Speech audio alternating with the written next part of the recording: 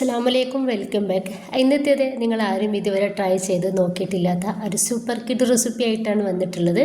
അപ്പോൾ നമുക്കിത് ഉണ്ടാക്കുന്നത് എങ്ങനെയെന്ന് കണ്ടു നോക്കാം. കണ്ടുകൊണ്ടിരിക്കുമ്പോൾ നിങ്ങൾക്ക് ഇഷ്ടമാണെങ്കിൽ നിങ്ങളുടെ എല്ലാ സപ്പോർട്ടും ഉണ്ടാവുക. ലൈക്ക് ചെയ്യാനും സബ്സ്ക്രൈബ് ചെയ്യാനും കമൻറ്റ് ചെയ്യാനൊന്നും മറക്കണ്ട. അപ്പോൾ ഇതിന് വേണ്ടിയിട്ട് ഞാനൊരു ബൗളിലോട്ട് 1 കപ്പ് ഗോതമ്പ് പൊടി ഇട്ടെടുക്കുന്നുണ്ട്. ഇതിലോട്ട് 1 കപ്പ് മൈദയാണ് എടുക്കുന്നത്. അപ്പോൾ നിങ്ങൾക്ക് മൈദയ്ക്ക് പകരം 2 കപ്പ് ഗോതമ്പ് പൊടി ആയാലും കുഴപ്പമില്ല, അങ്ങനെയും ഉണ്ടാക്കിയിട്ട് എടുക്കാവുന്നതാണ്. ഇനിയിപ്പോൾ ഇതിലോട്ട് ആവശ്യത്തിനുള്ള ഉപ്പ് കൂടി ചേർത്ത് കൊടുത്തിട്ട് ഇത് നന്നായിട്ട് നമുക്കൊന്ന് മിക്സ് ആക്കി എടുക്കാം. ഇത് സാധാ വെള്ളമാണ്, നോർമലായിട്ടുള്ള വെള്ളമാണ് എടുത്തിട്ടുള്ളത്. ഇപ്പോൾ ഇതിലോട്ട് കുറച്ച് വെള്ളം ഒഴിച്ചു കൊടുത്തിട്ട് നമുക്ക് ഇങ്ങനെ ഒന്ന് മിക്സ് ആക്കി എടുക്കാം.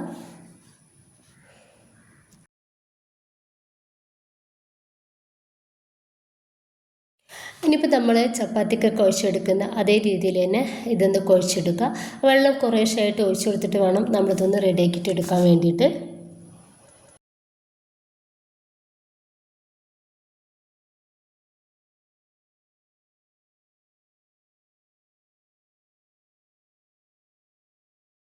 ഇപ്പം ഞാനിതുപോലെ ഒരു ഡോക്കി എടുത്തിട്ടുണ്ട്. ഇനിയിപ്പോൾ ഒരു 5 മിനിറ്റ് ഞാനിതുപോലെ ഒന്ന് കുഴച്ചെടുക്കുന്നുണ്ട്.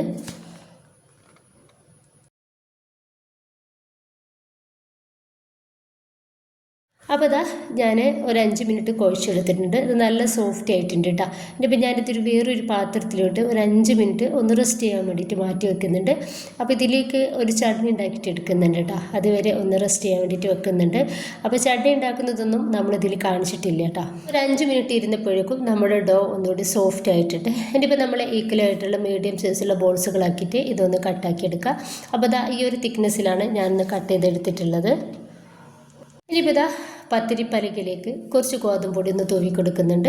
എന്നിട്ട് നമുക്ക് അതിൽ നിന്ന് ഒരു ഡോ ഇതിലേക്ക് വെച്ച് കൊടുത്തിട്ട് ജസ്റ്റ് കൈ വെച്ചിട്ട് ഇതുപോലെ ഒന്ന് പ്രസ് ചെയ്ത് കൊടുക്കുക. എന്നിട്ട് നമുക്കിതൊന്ന് പരത്തിയെടുക്കാം. നല്ല തിന്നായിട്ട് തന്നെ നമുക്കിതൊന്ന് പരത്തിയെടുക്കാവുന്നതാണ്.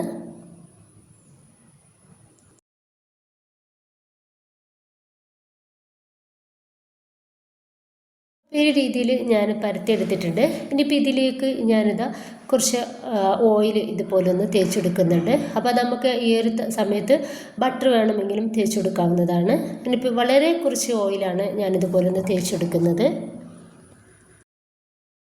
ഈ വീഡിയോയിൽ കാണുന്ന പോലെ ഒന്ന് മടക്കിയിട്ട് എടുത്താൽ മതി. സെൻറ്ററിലേക്ക് കൊണ്ടുവരിക. എന്നിട്ട് ഇങ്ങനെ ഒന്ന് മടക്കി കൊടുക്കുക. തിരിച്ച് വീണ്ടും ഇങ്ങോട്ട് മടക്കി കൊടുക്കുക. പിന്നെ ആ ഭാഗത്തേക്ക് മടക്കി കൊടുക്കുക. ഭയങ്കര ഈസി ആയിട്ട് നമുക്കിത് ചെയ്തെടുക്കാൻ വേണ്ടിയിട്ട് പറ്റൂട്ട. വളരെ ഈസിയാണ്. പിന്നെ ഈ ഭാഗത്തു നിന്നും ഇതുപോലെ ഒന്ന് മടക്കി കൊടുക്കുക.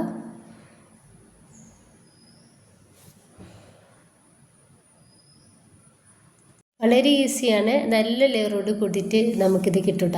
നല്ല ലെയറോട് കൂടിയിട്ടാണ് നമ്മളിത് മടക്കിയെടുക്കുന്നത്. എൻ്റെ ഇപ്പോൾ നമ്മൾ പൊറോട്ടക്കൊക്കെ ആ ഒരു റൗണ്ടിലായിട്ട് മടക്കിയെടുക്കില്ലേ, അതുപോലെ ഒന്ന് മടക്കി കൊടുക്കുക.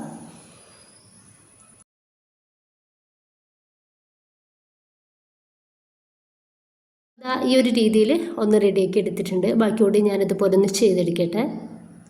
അപ്പോൾ കണ്ടല്ലോ, നല്ല തട്ടായിട്ടുള്ള ലെയറോട് കൂടിയിട്ടാണ് നമ്മളിത് റെഡിയാക്കി എടുത്തിട്ടുള്ളത്. ഇപ്പോൾ ഇതാ ഞാൻ മുഴുവനായിട്ട് തന്നെ ഒന്ന് റെഡിയാക്കി എടുത്തിട്ടുണ്ട്. ഇനിയിപ്പോൾ ഇതാ ഞാൻ നമ്മുടെ പലകയിലേക്ക് കുറച്ച് ഓയിൽ ഇട്ടാൽ, വളരെ കുറച്ച് ഓയിലാണ് നമുക്കിതിലാവുന്നത്. കുറച്ച് ഓയിൽ ഇതുപോലെ ഒന്ന് തേച്ചെടുക്കുന്നുണ്ട്. എന്നിട്ട് നമുക്ക് അതിൽ നിന്നും ഈ ഒരു ഡോ എടുത്തിട്ട് കൈ വെച്ചിട്ട് ജസ്റ്റ് മെല്ലൊന്ന് പ്രസ്സാക്കി കൊടുക്കുക.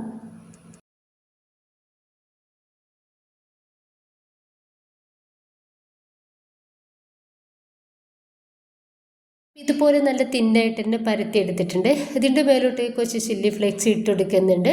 ഒപ്പം തന്നെ കുറച്ച് കറിവേപ്പിൻ്റെ ഇല കൂടി ചേർക്കുന്നുണ്ട്. അപ്പോൾ ഇത് കാണാൻ നല്ല ഭംഗിയുണ്ടാവും. അതിന് വേണ്ടിയിട്ടാണ് കേട്ടോ. നിങ്ങൾക്കിത് ചേർക്കേണ്ടെന്നുണ്ടെങ്കിൽ ഒഴിവാക്കാവുന്നതാണ്. കൈ വെച്ചിട്ട് ഇതൊന്ന് ചെറുതായിട്ടൊന്ന് പ്രസ്സാക്കി കൊടുക്കുക.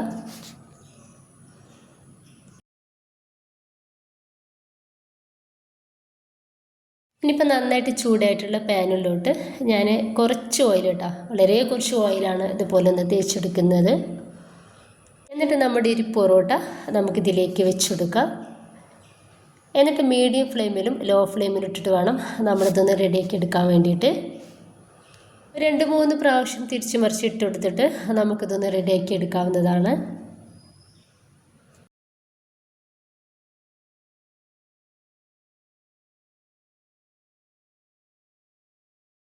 ഇതൊന്ന് റെഡി ആയിട്ടുണ്ട്.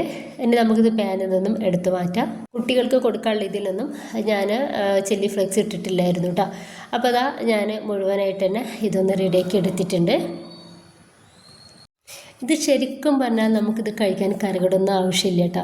അപ്പോൾ ഹെൽത്തി ആയിട്ടാണ് നമ്മൾ ഉണ്ടാക്കിയിട്ട് എടുത്തിട്ടുള്ളത്. അപ്പോൾ അതുകൊണ്ട് തന്നെ നല്ല ടേസ്റ്റാണ് കേട്ടോ ഇത് കഴിക്കാൻ വേണ്ടിയിട്ട്.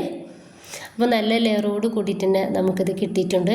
നല്ല സോഫ്റ്റിലാണ് നമ്മുടെ ഒരു പൊറോട്ട ഇരിക്കുന്നത്. എല്ലാവരും ഒന്ന് ട്രൈ ചെയ്ത് നോക്കുക. ഇഷ്ടമായിട്ട് നിങ്ങളുടെ എല്ലാ സപ്പോർട്ടും ഉണ്ടാവും. ഇൻഷാ അല്ലാഹ്. Okay, by.